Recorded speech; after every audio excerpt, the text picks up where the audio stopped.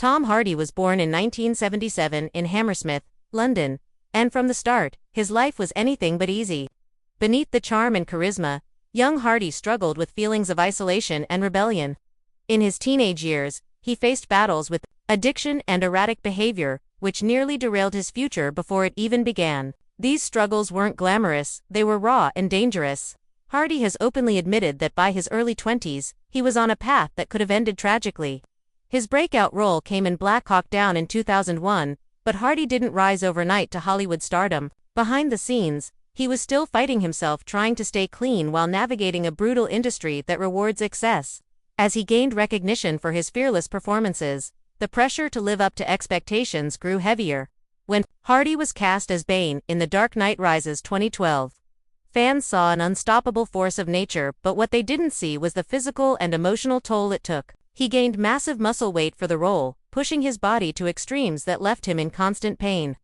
Hardy later revealed that these transformations for films, while impressive on screen, can have lasting effects on his health. One of the biggest turning points in Hardy's life came when he became a father. His son gave him a sense of purpose and responsibility that he had been missing. Hardy has said in interviews that fatherhood helped him stay sober and gave him the drive to be a better man, both personally and professionally. While he's still private about his family life, he admits that love, not fame, is what keeps him grounded. Over the years, Hardy has also become more vocal about mental health. He has shared that therapy and self-reflection were crucial in turning his life around. In an industry where toughness is often mistaken for silence, Hardy's openness has inspired fans to face their own struggles without shame. He's spoken at charity events, supported organizations helping at-risk youth, and used his platform to normalize conversations about addiction and recovery. From 2020 to 2024, Hardy's career continued to evolve. He reprised his role in Venom, Let There Be Carnage, starred in gritty dramas like Havoc, and took on surprising indie projects that showcased his versatility. But Hardy has also stepped into producing, working behind the camera to bring unique stories to life. This shift shows that his influence in the film world is no longer limited to his own performances. He's shaping the future of storytelling. Itself.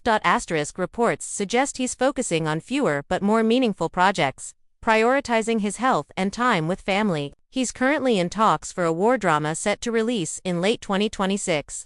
And he's also lending his voice to environmental campaigns in the UK. This year, Hardy also made headlines for quietly funding a rehabilitation program for struggling actors, a cause deeply personal to him. While Hardy's life today may look stable, he's the first to admit that recovery is a lifelong process.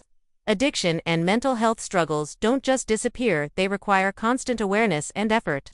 Hardy continues to train physically, meditate, and work closely with a tight circle of friends and family who keep him accountable. Tom Hardy's journey matters because it's a reminder that success is not a straight path. He went from nearly losing everything to becoming one of the most respected actors of his generation.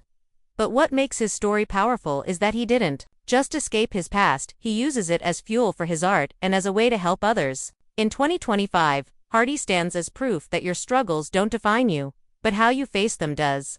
So the next time you watch Tom Hardy on screen, remember you're not just seeing an actor delivering lines. You're seeing a man who fought battles you'll never fully see, who transformed pain into power, and who continues to evolve in ways that go far beyond Hollywood. And now you know number one on the list of his greatest roles isn't Bane, Max, or Venom. It's the role of himself, the survivor.